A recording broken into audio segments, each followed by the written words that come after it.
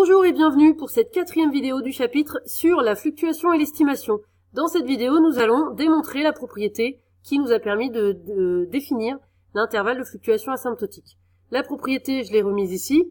Lorsqu'on a une variable aléatoire xn qui suit la loi binomiale avec pour paramètre n et p, alors pour tout alpha qui est dans l'intervalle ouvert 0,1, on a la limite quand n tend vers plus infini de la probabilité de xn sur n appartenant à l'intervalle qui sera justement l'intervalle de fluctuation asymptotique, qui est égal à 1 moins alpha. Et donc l'intervalle in, c'est cet intervalle p moins u alpha racine de p 1 moins p sur racine de n, et la même chose avec un plus. Dans cet intervalle, u alpha désigne le nombre réel qui a été défini dans le chapitre sur les lois normales, le nombre tel que la probabilité que z soit entre moins u alpha et u alpha est égale à 1 moins alpha, avec z, une variable aléatoire centrée réduite qui suit donc la loi normale centrée réduite avec pour paramètres 0 et 1.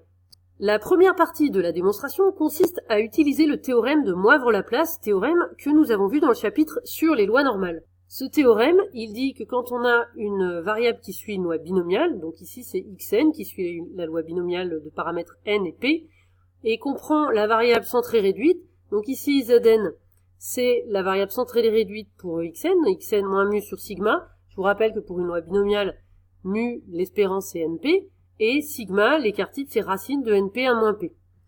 Donc, zn, c'est la variable centrée réduite par rapport à la variable x qui suit la loi binomiale.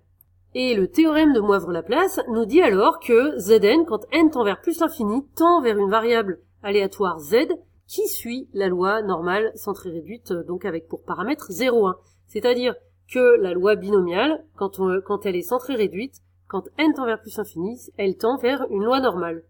Ce qui permet donc de dire que la probabilité que zn soit compris entre moins u alpha et u alpha, quand n tend vers plus infini, eh bien ça tend vers la probabilité que z donc soit compris entre moins u alpha et u alpha, avec z qui suit la loi normale centrée réduite 0,1. Et par définition, u alpha est justement l'unique réel strictement positif tel que la probabilité que z soit entre moins u alpha et u alpha est égale à 1 moins alpha. Ce qui veut dire que cette probabilité-là, on la connaît, c'est 1 moins alpha. Donc déjà, on sait que la limite de la probabilité que zn soit entre moins u alpha et u alpha, la limite quand n tend vers plus infini, est égale à 1 moins alpha.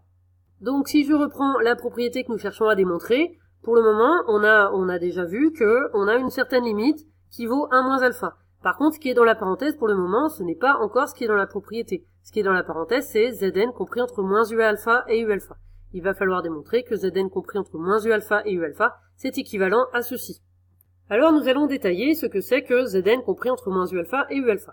Donc ici, j'ai réécrit zn, qui est donc la variable centrée réduite, xn moins l'espérance np divisé par le sigma, l'écart type, c'est-à-dire racine de np 1 moins p. Dans cette inégalité, je multiplie partout par racine de np1-p, donc du coup au milieu, eh bien ça s'en va, et puis on le retrouve à gauche et à droite.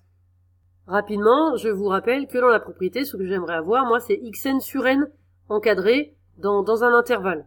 Ici, on n'en est pas encore à xn sur n, il reste encore quelques petites transformations à faire.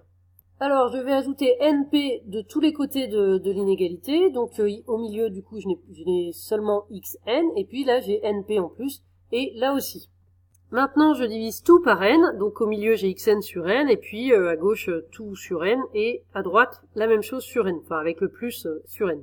Il reste à simplifier ces expressions. Pour le faire, j'extrais la partie à gauche. Donc, ici, j'ai réécrit ceci. np moins u alpha racine de np1 moins p sur n. Alors, tout d'abord, ici on a np sur n, donc là on peut simplifier le n, il reste seulement p. Ensuite cette partie-là, là j'ai réécrit pareil, u alpha, sauf que j'ai séparé le racine carrée de n du reste de p à moins p. On peut le faire bien sûr, quand on a des multiplications, on peut séparer les racines carrées. Ensuite, au numérateur, là j'ai laissé exactement pareil. Au dénominateur, je remarque que n c'est la même chose que racine de n fois racine de n. Ce qui va permettre de simplifier par racine de n. Donc finalement, il reste p moins u alpha, racine de p1 moins p sur racine de n. Évidemment, la partie à droite, c'est exactement la même simplification, sauf qu'on aura le plus devant le u alpha. Donc j'ai remis ici le résultat qu'on a simplifié, qu'on a trouvé, et donc on a bien xn sur n compris entre p moins u alpha, racine de p1 moins p sur racine de n, et p plus u alpha, racine de p1 moins p sur racine de n, c'est-à-dire xn sur n qui appartient à l'intervalle suivant in égale donc avec ces bornes-là, qui est bien ce qu'on voulait démontrer. Et on arrive au bout de cette démonstration, je reprends les étapes. On a démontré que la limite de la probabilité que Zn soit entre moins Uα et Uα, c'est égal à 1 moins alpha, ça c'était grâce au théorème de Moivre-Laplace. Ensuite, cette probabilité de Zn compris entre moins Uα et Uα en faisant un certain nombre de transformations dans les inégalités, on a trouvé que c'était la probabilité que xn sur n soit dans l'intervalle suivant, celui-ci, que l'on appelle ensuite intervalle de fluctuation asymptotique. Et donc, ce qui prouve bien que la limite que p de xn sur n soit dans l'intervalle in, c'est 1 moins alpha, et ce qui termine notre démonstration.